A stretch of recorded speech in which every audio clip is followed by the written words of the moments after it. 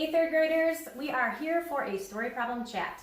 So please get your math worksheet, lesson 133. Lesson 133, the entire lesson is review, nothing new, but I thought we could do a story problem chat because I miss doing those with you when we're all in class together.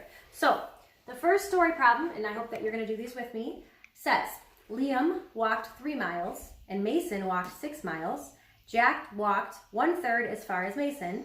How many miles did the boys walk in all? So as you can hear when we read that, that's going to have several steps, but it's easier than some story problems that we've done in 3rd grade, so I know you guys can get this. So we have 3 kids. We have Liam. I like to do this because it helps me stay organized, and you should do this too. We have Liam, we have Mason, and we have Jack. Jack is famous today in our story problem, even though they spell it a little bit different than our Jack. So they actually gave us a lot of information. They told us that Liam walked 3 miles. So we don't have to figure that out. We know that for a fact, so we can write that. He walked 3 miles. They also told us how much Mason walked. Mason walked 6 miles. Okay, so far we haven't had to really do any work. But for Jack, they didn't tell us how many miles he walked. They just told us a clue to figure it out. It says Jack walked 1/3 as far as Mason. Okay, so let's look at Mason. Jack walked 1/3 of, how far did Mason walk? 6 miles. So we have to figure out what's 1/3 of 6. Divide. 6 divided by 3 is 2. So now we know Liam walked 3 miles, Mason walked 6 miles, Jack walked 2 miles. Let's see what the question says. How many miles did the boys walk in all? We all know that that's going to be addition. So you're just going to be adding 3 plus 6 plus 2. Okay, so what's 3 plus 6? 9 plus 2 more, 11. So on your answer blank, you should say 11 what? What's your label? 11 what? 11 miles. Okay, so that was the first story problem for lesson 133. And now we have cupcakes.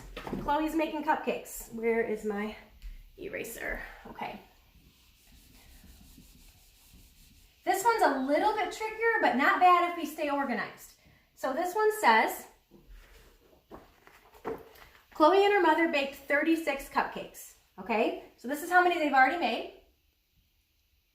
And then it says she needs 6 times as many for the bake sale. She needs 6 times as many as 36. If you listen to that, they're actually telling you what process to use. 6 times as many. What do you think we should do? Times. We should multiply. So once we do this, we'll find out how many that she's supposed to be bringing to the bake sale. Okay, so everybody, 6 times 6 is 36. Okay, 6 times 3, 18, 19, 20, 21. So how many cupcakes is she supposed to bring? 216.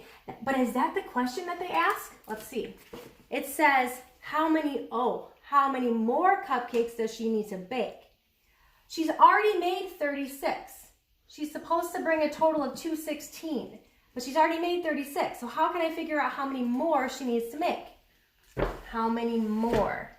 I think we should subtract from her total. So she's supposed to bring 216, but she's already made 36. So I'm going to take away the 36 that she's already made to find out how many she still needs to make. Well, what's 6 minus 6? 0.